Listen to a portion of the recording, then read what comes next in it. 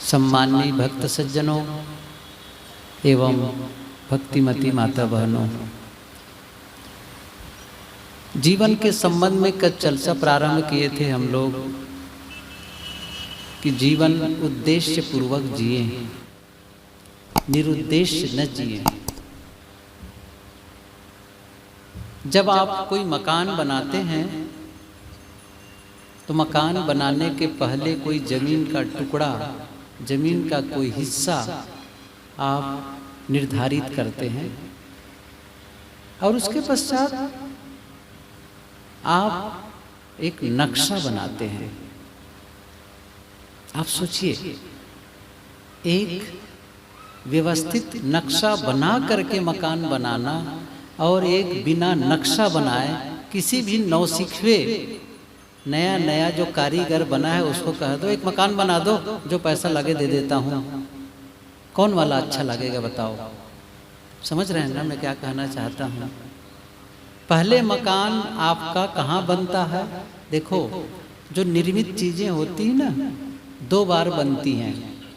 एक बार अदृश्य में, दूसरी बार दृश्य में। एक बार मन में, दूसरी बार प्रकट में। जैसे ही मन में विचार आया कि मकान बनाना है और मन ने मकान बनाना शुरू कर दिया, होता है ना? मन ने क्या सोचा? 4 कमरे का मकान हो जाएगा। अच्छा होगा तो कहाँ कहाँ 4 कमरे हो, कहाँ बरामदा हो, कहाँ किचन हो, टॉयलेट बाथ कहाँ हो, स्वागत कक्ष कहाँ हो, ये सब कुछ मन ही मन चल रहा है। फिर क्या करते हैं? मन में जो विचार चलते हैं उसे किसी आर्किटेक्ट के पास जाते हैं जो नक्शा बनाता है और उसकी उसने पढ़ाई की है। वहाँ गए, अपने मन की बात कहे और उनका अपना अनुभव नक्शा बनाने वाले का, दोनों मिल करके एक नक्शा तैयार किए। और नक्शे का जब ब्लूप्रिंट निकला, कागज में ब्लूप्रिंट निकला, फिर उस नक्शे को लेकर किसी बिल्डर के पास जाते हैं, जैसा ये नक्शा है वैसा एक मकान बना दो। मान लो 4000 स्क्वायर फीट का एक नक्शा, मकान का नक्शा बना है, तो जब मकान बन के तैयार होगा तो कितने हजार स्क्वायर फीट का होगा? 4000 का। गणित मुहूर्त न लगाओ, जितने का नक्शा होगा ना उतना ही मकान बनेगा, उतना ही मकान बनेगा।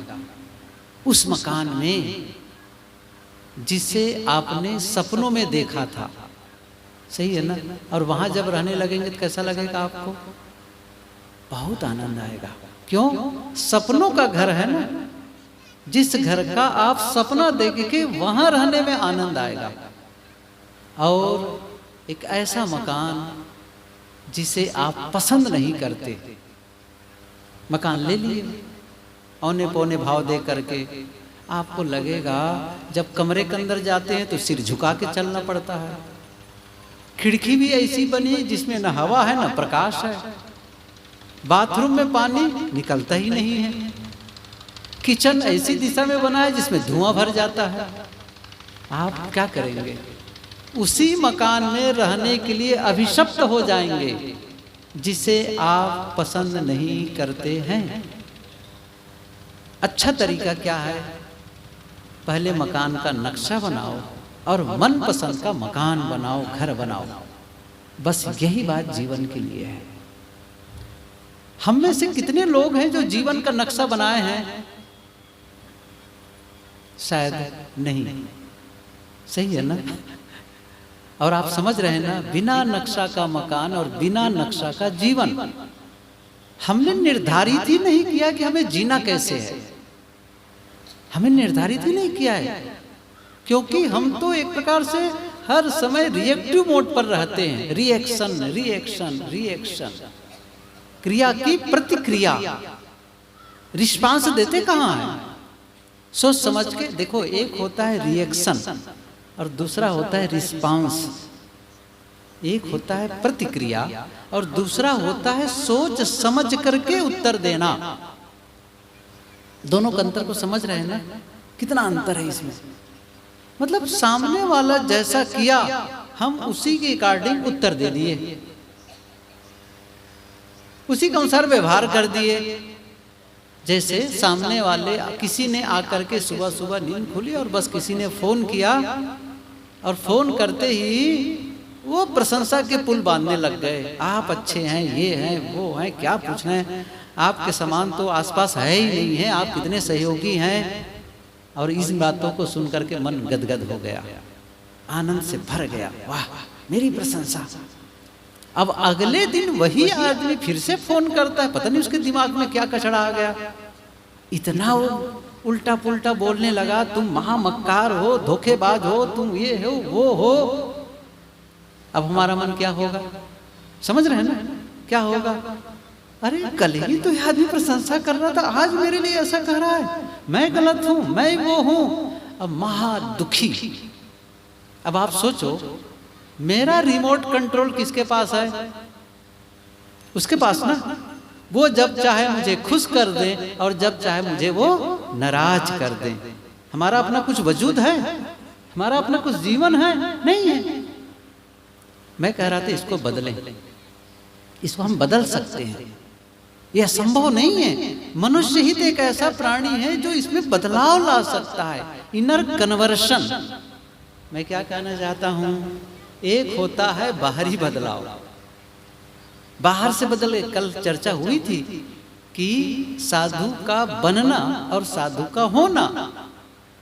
बनना बाहर से होता है, होना भीतर से होता है।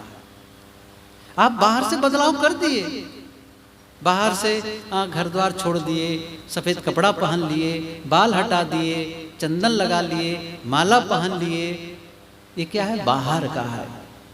क्या सचमुच भीतर बदलाव हुआ है? यदि भीतर बदलाव नहीं हुआ है तो फिर रिजल्ट नहीं आएगा, परिणाम नहीं आएगा जीवन में। इसलिए ये बदलाव हम भीतर से कर सकते हैं। और इसीलिए मैं कल बता रहा था, मैंने क्या कहा था, जीवन निर्माण के 3 औजार हैं।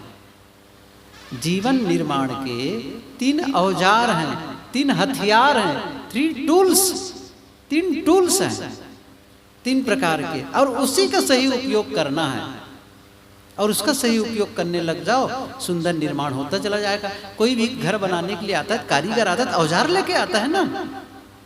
हमें भी अपने घर को बनाना है, जीवन का निर्माण करना है, तो क्या करना होगा? औजार का उपयोग करना होगा।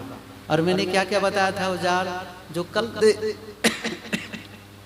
कल थे उनको तो पता है, जो नहीं है उनको मैं बताऊं, संक्षिप्त में बताऊं।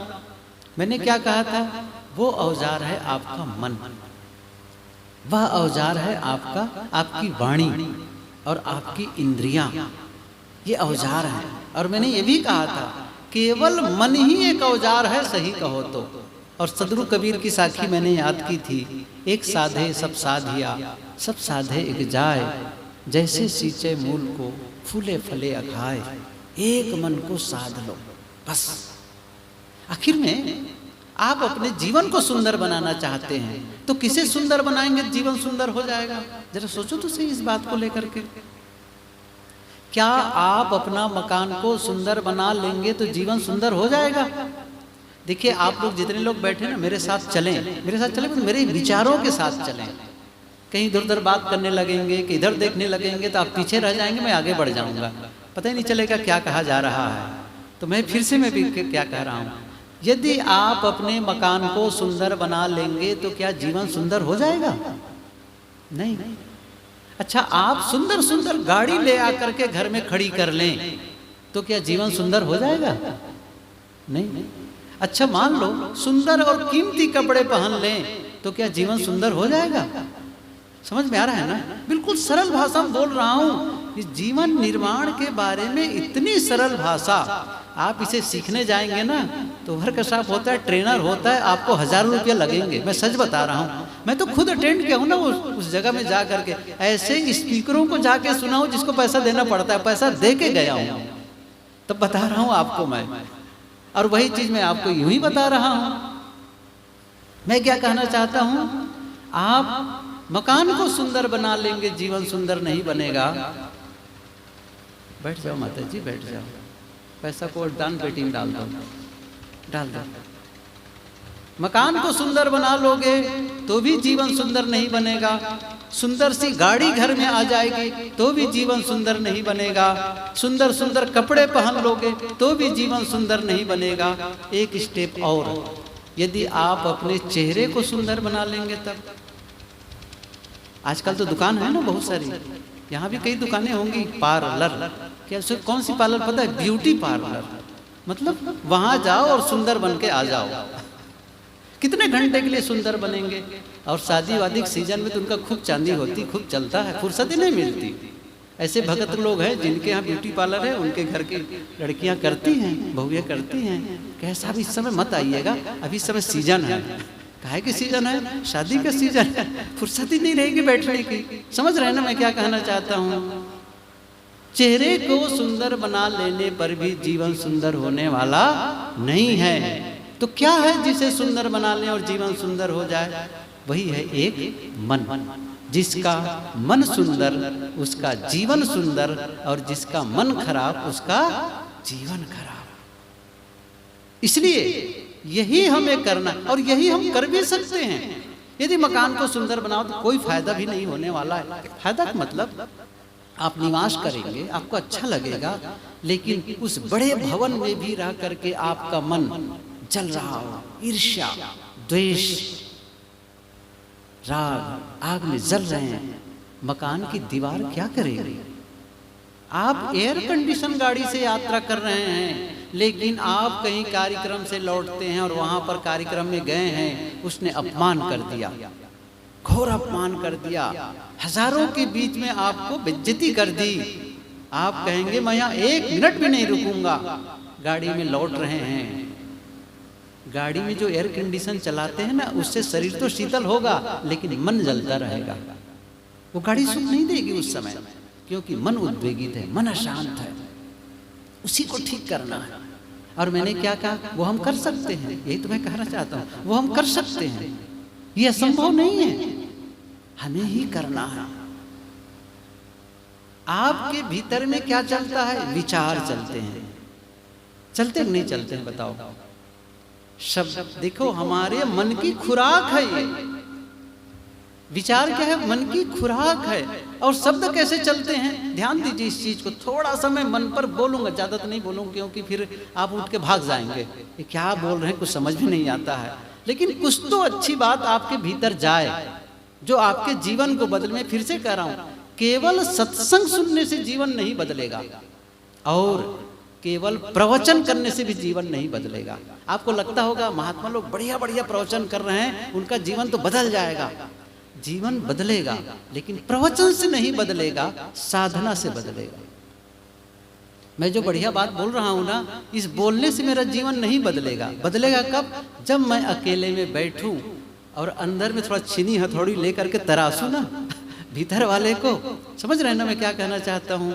वहां जो असंयम है, वहां जो खटपट है, वहां जो विचारों की श्रृंखला है, वहां जो उद्वेग है, वहां जो असहनशीलता है, वहां द्वेष है, वो सब को छीन के निकालूं। और ये आपको साधना, हम सबको साधना की आवश्यकता है। सत्संग केवल उधर इंगित करता है, उधर आपको प्रेरित करता है कि आप भीतर लौटो। गुरुदेव जी कहा, गुरुदेव जी लिखे भी हैं, कहते भी थे, सत्संग है क्या? एक छोटा सा वाक्य, बहुत महत्वपूर्ण वाक्य है। आत्मा में लौट आना ही सत्संग है। क्या है उनके विचार? क्या है उनके वाक्य? आत्मा में लौट आना ही साहब बंदगी, आत्मा में लौट आना ही सत्संग है। आत्मा में लौटने के पहले आपको तो विचारों के जंगल को पार करना होगा। ये थोड़ा सा समझे इस चीज को। आपका ये शरीर है, हम सबका ये शरीर है, और भीतर आत्मा है। हम सभी मानते हैं ना भीतर आत्मा है। साहब तो यही कहते हैं ना कि भाई जो राम है, जो परमात्मा है, वो भीतर है। कस्तूरी कुंडल बसे मृग ढूंढे बन माही, ऐसे घट घट राम है दुनिया जानत नाही। लेकिन इस शरीर के और उस आत्मा के बीच में एक विचारों का बहुत बड़ा जंगल है, और वही अंदर का जो जंगल, अंदर का संसार है ना, वही तो बांधता है हमें, वही तो हम सबके लिए सुख और दुख का कारण है। ये जो दिख रहा है ना दृश्य, ये हमें सुख दुख नहीं देते हैं, बल्कि इसके विषय में जो हमारे विचारों को संग्रहित कर लिया है, वही हमें सुख दुख देते हैं।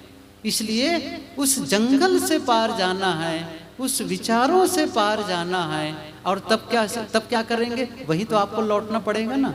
कैसे विचार मेरे मन में चलते हैं, इसीलिए साधना की बात कही जाती है, इसीलिए ध्यान की बात कही जाती है। हम क्या समझते हैं, महात्मा आशीर्वाद दे देंगे, और थोड़ा और कुछ लोग ऐसे होते हैं जो भगवान को आशीर्वाद लेना चाहेंगे, कुछ देवी देवता का आशीर्वाद लेना चाहेंगे, कुछ लोग कहेंगे ये माला जप लो, ये जप कर लो, ये मंत्र जप लो, इस नदी में नहा लो, इस मूर्ति के दर्शन कर लो, इस तीर्थ में चले आओ।